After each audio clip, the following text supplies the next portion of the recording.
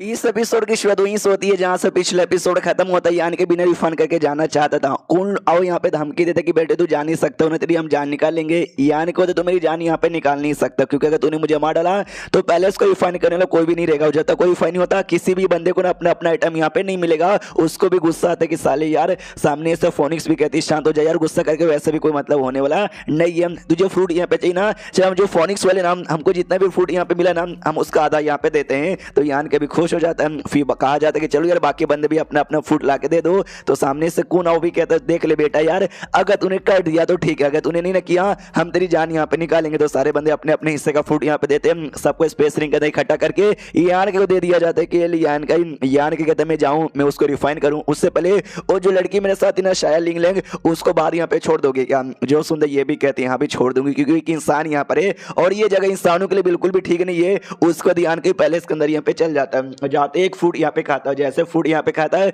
उसकी power obtain करता है और नोटिस करता है कि बाप रे यार क्या पावर यहाँ पे थी भाई, मजा आ गया।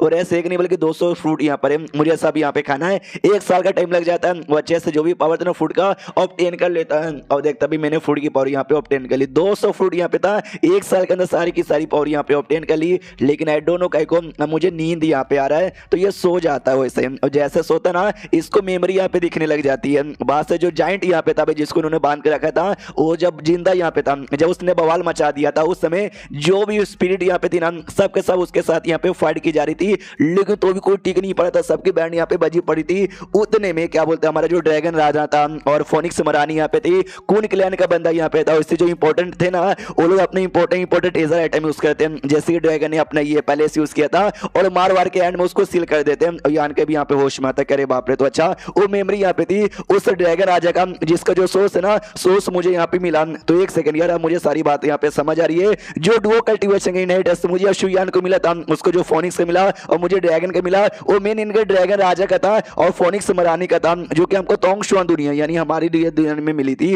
उतने में इसकी बॉडी के अंदर ना वो मोती तैयार होने लग जाता है, ड्रैगन मोती, जिससे ये साबित होता है कि ओ माय गॉड यार मैं तो बिग ड्रैगन यहाँ पे बन गया। इसका ये मतलब हुआ कि आपने कहना ग्रेट ड्रैगन यहाँ पे बन चुका। ग्रेट ड्रैगन यानी काफी स्ट्रॉन्ग ड्रैगन, जिसका जो पावर है ना ओपन हेवन के 6 से ऊपर यहाँ पे होता है, यानी हाई रैंक के बराबर यहाँ पर होता है। और ये तभी फॉर्म होता है जब तुम्हारी बॉडी के अंदर है ना ड्रैगन मोती यहाँ पे तैयार होती है। और देखो मेरी बॉडी के अंदर ड्रैगन मोती यहाँ पे तैयार हो चुका है, यानी इंसान के फॉर्म में। मेरी जो पावर ना भली ओपन हेवन के 6 पे रहे, लेकिन जैसे मैंने ड्रैगन में खुद को ट्रांसफॉर्म यहाँ पे कर लिया ना, मेरी पावर ओपन हेवन के 7वें पे चल जाएगा। तो मैं क्या कहलाऊंगा, 6 रैंक का बंदा या 7वें रैंक का बंदा? अरे उस पर ध्यान देने की कोई भी जरूरत नहीं है। पावर मुझे बढ़ाना था मैंने बढ़ा लिया। अब जो पहले से ना मुझे पहले से रिफाइन करना चाहिए, तो ये पहले से रिफाइन करने के लिए बढ़ जाता है और 6 महीने के अंदर ना पहले से रिफाइन कर देता है। बात साइड से कौन भी देखता है वो भी चौंक जाते कि भाई ये पहले इसको 100 साल लग रहा था, अब इसने 6 महीने के अंदर यहाँ पे कर लिया। फोनिक्स यहाँ पे बताते हैं उसने 200 से ज्यादा फ्रूट यहाँ पे खाए थे। कोई भी बुद्धू खाकर ना अपनी पावर यहाँ पे बढ़ा सकता है। तो यान के रिफाइन यहाँ पे कर लेता है। रिफाइन करने के बाद है ना बाहर आता है और कहता है मैंने रिफाइन कर लिया, मैंने आपको डिसअपॉइंट नहीं किया।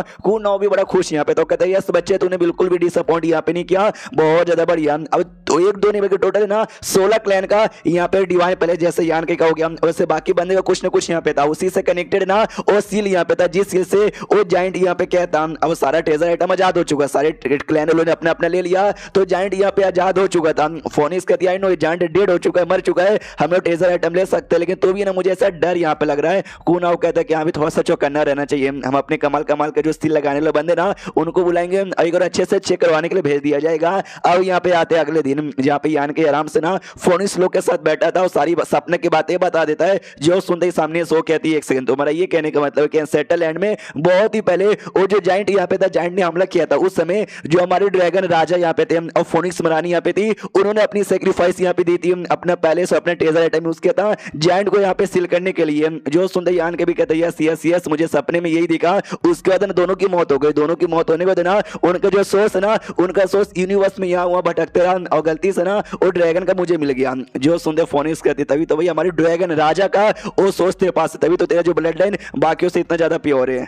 फिर दूसरी फोनिक्स यहाँ पे पूछते फिर तो जो हमारी फोनिक्स मरानी है उसका भी सोर्स किसी न किसी को गया था, किसको गया था, जो सुनते यान के बताता भाई जो मेरी ढेर सारी बीबी है उनमें जो सबसे पहली बीबी है ना शुयान जिसका नाम है उसको यहाँ पे मिला है। जो सुनते दूसरी जो फोनिक्स है ना येलो फोनिक्स को ऑर्डर यहाँ पे देती कि काम कर तो यान के साथ यहाँ पे बाहर जा, जो शुयान है ना शुयान से यहाँ पे मिल, उसके पास हमारी फोनिक्स मरानी का सोर्स यहाँ पर है। उसके बाद एक बार मिल ही लेना, वो भी कहती है ओके ठीक है। तो यान के साथ ना बाहर निकलती है तो वह डिवाइन एबिलिटी का जो सी यहाँ पे था ना तो यान के कहता है कि सुनो यार आई डोंट नो कहीं को मुझे ऐसा लगता है जो डिवाइन एबिलिटी का सी यहाँ पर है ना पूरा बना हुआ वो बेसिकली एक जाल यहाँ पर है। जो सुंदर फोनिक्स कहती है स्टार्टिंग में तो मुझे भी लगा नहीं था, अब जो तू कह ही रहे ना मुझे भी ऐसा ही लगता है यार, लेकिन किसके लिए जाल हो सकता है। यान के बोलते अभी अभी हम मिल के आ रहे हैं, अब भूल गई क्या। जो सुंदर ये बताती है एक सेकंड अभी अभी मिल के आ रहे हैं, कहीं तरह ये कहने का मतलब तो नहीं ना है वो जो जाइंट गॉड यहाँ पर है जाइंट गॉड के लिए यान के भी बताता है यस मुझे लगता है ना ये जो भी है ना सी का लेयर इंसानों ने यहाँ पे लगाया ताकि जो जाइंट गॉड है ना वहां से निकलकर इंसानों पे हमला करने के लिए बिल्कुल भी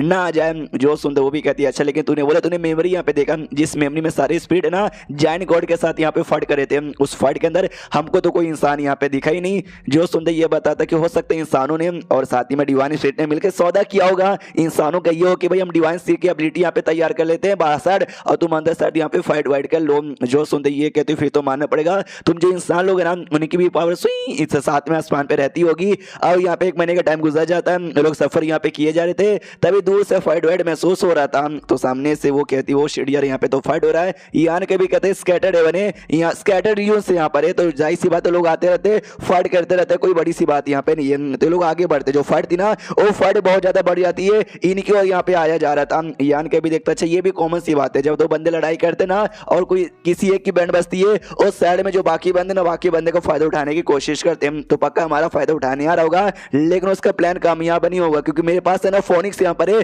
तो जाहिर सी बात है इसके सामने पंगा लेना यानी अपने आप को नंगा करने के बराबर है। लेकिन जैसे बंदा यहाँ पे दिखता ना बंदे को देख के चौंक जाता है क्योंकि क्वीन फैन यहाँ पे आ रहा था। अगर आपको याद होगा शायद लिंग लैंग का जो लिंग लैंग पहले से यहाँ पर है ना वहाँ पे एक बंदा काम करता था जो यान के को बिल्कुल भी लाइक नहीं करता था क्योंकि उसका जो सामान है ना यान के को मिल चुका था ये वो आ रहा था उसको चोट लगी हुई थी तो यान के भी कंफ्यूज ये आ रहा है इसकी हालत ऐसी कैसी हो तो यान को उसको बचाता है, 2 बंदे उसके पीछे पड़े हुए थे उन दोनों बंदों की बैंड बजाता है और पूछा था भाई क्या हो गया भाई तुझे चोट वोट यहाँ पे लगी हुई है, अरे लिंग लैंग कैसी है। जो सुंदर ये बताता है कि भाई लिंग लैंग को ना वो क्या बोलते ब्राइट सन डिवाइन मनाच ने पकड़ लिया, ये दोनों बंदे भी उसके यहाँ पे थे। यान के वो गुस्सा यहाँ पे आता कि अरे यार वो अभी तक तुम्हारा पीछा नहीं छोड़ा, वो अभी भी तुम्हारे पीछे पड़ा हुआ क्या। सामने से फोनिक्स भी कहती है भाई उसको मालूम है कि भाई तू ड्रैगन यहाँ पर तो भी तुम्हारे खिलाफ यहाँ पे जा चुका है। जो सुंदर यान के भी कहता है उससे उसको क्या फर्क पड़ता है, जो भी ड्रैगन हो गया जो भी डिवाइन स्पिरिट यहाँ पर हो गया ना वो तो लंबे समय से सेटल लैंड में रह रही है या फिर यहाँ मरवा रही है, उससे कोई फर्क नहीं पड़ता। जो सुंदर फोनिक्स यहाँ पे कहती है अच्छा उससे कोई फर्क नहीं पड़ता